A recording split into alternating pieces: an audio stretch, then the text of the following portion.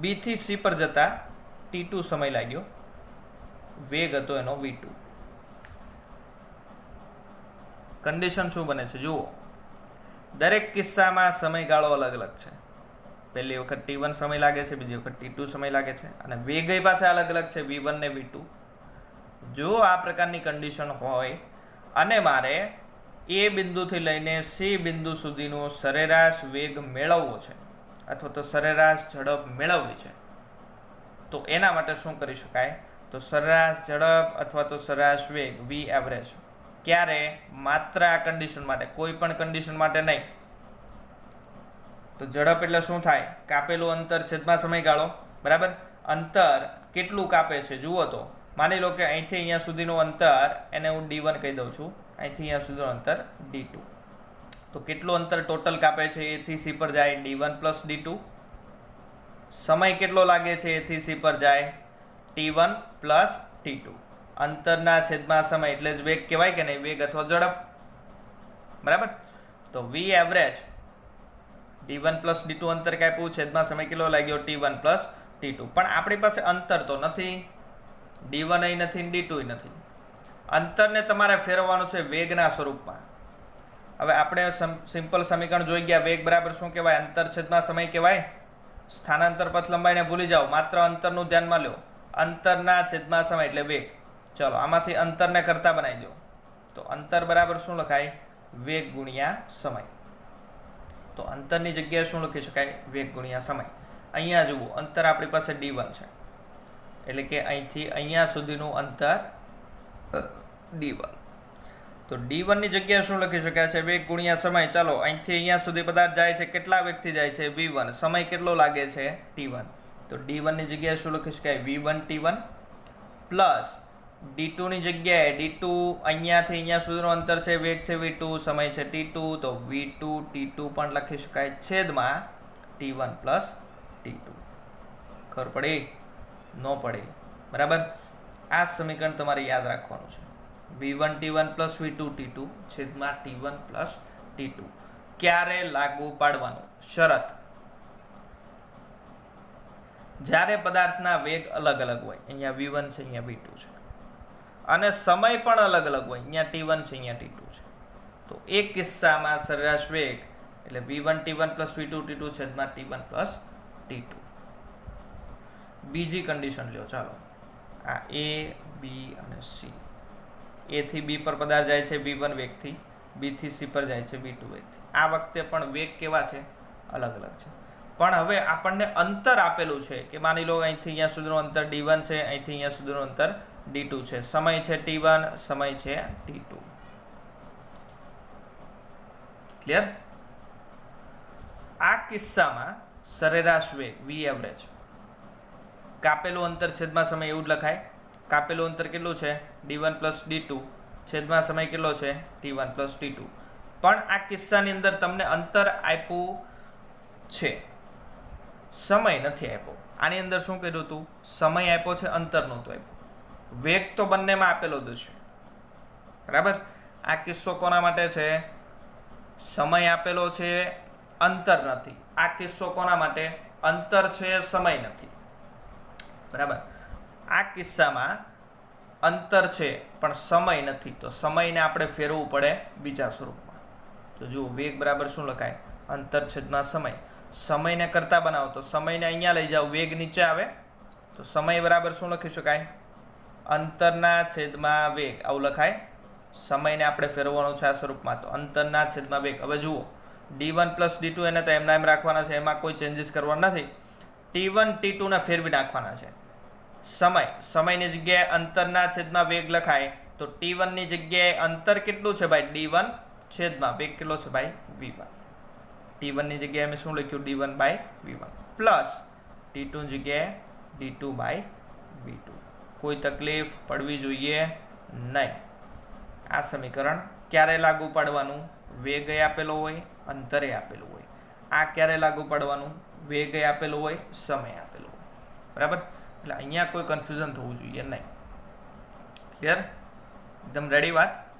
બીજી વાત, આ સમીકરણ ક્યાં ઉપયોગ કરવાનું? તમને એમ કીધું હોય કે દાખલા તરીકે તમે ટોટલ 10 કિલોમીટર અંતર કાપો છો, આપણે ગાડી લઈને જઈએ છીએ, 10 કિલોમીટર અંતર કાપીએ છીએ.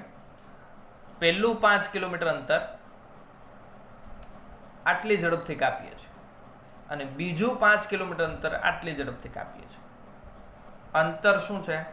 સમાન છે. પહેલું 5, બીજું 5, પણ ઝડપ કેવી છે? અલગ અલગ છે. પહેલામાં અલગ ઝડપ છે, બીજામાં અલગ ઝડપ છે. બરાબર. તો કન્ડિશન શું બની? અંતર સમાન, ઝડપ અલગ અલગ. અંતર સમાન, ઝડપ અલગ અલગ. તો એક કિસ્સામાં આ સમીકરણ યુઝ કરવાનું. આ સમીકરણ બરાબર. એના આપણે કિસ્સા હમણાં ડિરાઈવ કરી એટલે વધારે ખ્યાલ આવી જશે. કે માની લો કે અંતર સમાન છે. અંતર એટલે કે d1 = d2 = d કહી દઈએ. અંતર દરેક વખતે સમાન છે. d1 = d2 = d. ચલો આ કન્ડિશન તમે અહીંયા મૂકો તો v એવરેજ બરાબર d1 d2 ની જગ્યાએ d લખી શકાય. તો d1 + d2 એટલે શું થઈ જાય? d + d એટલે કે 2d છેદમાં d1 ની જગ્યાએ d/v1 + d/v2. ચલો આ બંનેમાંથી d કોમન નીકળે એટલે 2d છેદમાં d કોમન કાઢો એટલે 1/v1 + 1/v2 આવું કરી શકાય. ચલો d કેન્સલ થઈ જાય એટલે 2 છેદમાં 1/v1 + 1/v2. અહીંયા લસા લઈ લો. ચલો v2 અહીંયા, v1 અહીંયા એટલે 2 છેદમાં v1 + v2 છેદમાં v1 v2. બરાબર. v1 v2 અહીંયા ઉપર જતા રહે એટલે 2v1 v2 છેદમાં v1 + v2. આ મળી ગયું v એવરેજ. ક્યારે? અંતર સમાન હોય ત્યારે. તો મિત્રો યાદ રાખો, અંતર સમાન હોય અને સરેરાશ ઝડપ માંગી હોય તો આ સમીકરણ 2v1 v2/v1 + v2. અથવા તમે આ પણ યુઝ કરી શકો. બરાબર. આ નહીં, અંતર સમાન, વેગ અલગ અલગ, તો આ અથવા આ. બીજી એક કન્ડિશન વિચારો. તમને એમ કીધું હોય તમે 10 કિલોમીટર અંતર કાપો છો. 10 કિલોમીટર અંતર કાપતા તમને 1 કલાક લાગે છે. પહેલી અડધી કલાકમાં તમે આટલા વેગથી જાઓ છો, બીજી અડધી કલાકમાં તમે બીજા કોઈ વેગથી જાઓ છો. તો આ કન્ડિશન કેવી બની? આની અંદર સમય સમાન છે. પહેલી અડધી કલાકમાં આટલા વેગથી, બીજી અડધી કલાકમાં આટલા વેગથી, પણ વેગ અલગ અલગ છે. બીજો કિસ્સો બને મગજમાં રાખજો, સમય સમાન, વેગ અલગ અલગ. તો તમારે આ ઇક્વેશન વાપરવું પડશે. સમયવાળું. સમય સમાન તો સમયવાળું, અંતર સમાન તો અંતરવાળું. ચાલો આના પરથી આપણે સાબિત કરીએ. સમય સમાન છે. સમય કેવો છે? એક સરખો છે. બરાબર. તો ચાલો એના પરથી આપણે સાબિત કરીએ. સમય સમાન છે એટલે કે t1 = t2 = t કહી દઈએ. t જેટલો સમય લાગે છે દરેક વખતે અડધી કલાક છે. તો v એવરેજ શું લખી શકાય? v1t, t1 ની જગ્યાએ t લખી શકાય, પ્લસ v2t છેદમાં t + t. ચાલો અહીં આ બંને પદમાંથી t કોમન નીકળી જાય એટલે v1 + v2 છેદમાં t + t એટલે 2t. તો t કેન્સલ થાય એટલે v1 + v2/2. આ v એવરેજ ક્યારે વાપરવાનું ભાઈ? આ જ્યારે સમય સમાન હોય અને વેગ અલગ અલગ હોય. એટલે સમય સમાન, વેગ અલગ અલગ, આ અથવા આ. અંતર સમાન, વેગ અલગ અલગ, આ અથવા આ. જે તમને રકમમાં રાશિ આપેલી હોય એ પ્રમાણે વાપરવાનું. બરાબર. બીજું એમાં કંઈ નવું નથી. આટલા ઇક્વેશન યાદ રાખવાના છે. હવે આપણે વ્યવસ્થિત રીતે લખી નાખીએ એટલે ખ્યાલ આવી જાય. બરાબર. કે જો પદાર્થ v1 v2 up two vn ઝડપથી t1 t2 up to tn સમયગાળા દરમિયાન ગતિ કરતો હોય તો સરેરાશ ઝડપ બરાબર અંતર d1 + d2 up to dn. જોજો અહીંયા આપણે n સુધીની વાત કરી છે. એવું જરૂરી નથી કે બે જ ગાળા આવે, 3 4 5 કોઈ પણ આવી શકે.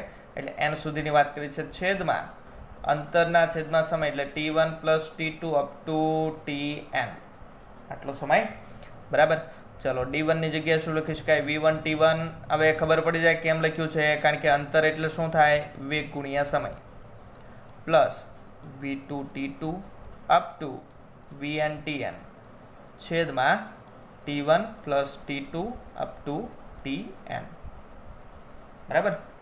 ચાલો, આ સમીકરણ મળી ગયું કોનું? સરેરાશ ઝડપનું, વી એવરેજ. ક્યારે વાપરવાનું?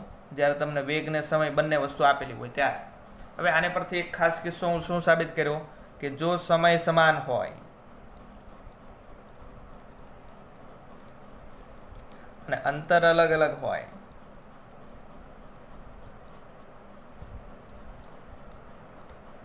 અંતર અથવા તો વેગ, બરાબર, વેગ પણ લખી શકો, સમય સમાન વેગ અલગ અલગ, તો એ વખતે વી એવરેજ બરાબર શું સમીકરણ આવશે? આના પરથી આપણે હમણાં સાબિત કર્યું, સમય સમાન હોય ટી મૂકો તો ટી કેન્સલ થઈ જાય, એટલે V1 પ્લસ V2 બાય 2. 2 હોય ત્યારે, 3 હોય તો એ પ્રમાણે મૂકી જવાનું, તો સમીકરણ આવશે V1 plus V2 plus V3 by 3.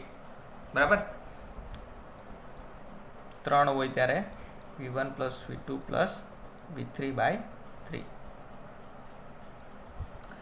બીજી કન્ડિશન આપણે લઈએ કે જો પદાર્થ V1 V2 up two Vn ઝડપથી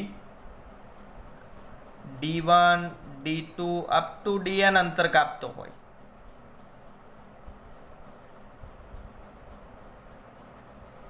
તો સરેરાશ ઝડપ, તો અંતરના છેદમાં સમય એટલે કે D1 plus D2 plus up to Dn છેદમાં T1 plus T2 up to Tn. બરાબર. ચલો, આ વખતે શું કરવાનું છે? અંતરને એમના એમ રાખવાનું છે, સમયને તમારે ફેરવવાનો છે. તો સમય એટલે શું લખાય? અંતરના છેદમાં વેગ, એટલે D1 upon V1 plus D2 by V2 up to Dn by Vn. તો આ સમીકરણ કોનું મળ્યું? V average. ક્યારે વાપરવાનું? અંતર અને વેગ આપેલો હોય ત્યારે. આની અંદર પણ કિસ્સો બની જાય કે જો અંતર સમાન વેગ અલગ અલગ હોય, તો એક કિસ્સામાં વી એવરેજ સમીકરણ હમણાં શું સાબિત કર્યું? 2V1 V2 upon V1 plus V2. બરાબર. ભૂલ થવી જોઈએ નહીં. 2V1 V2 upon V1 plus V2.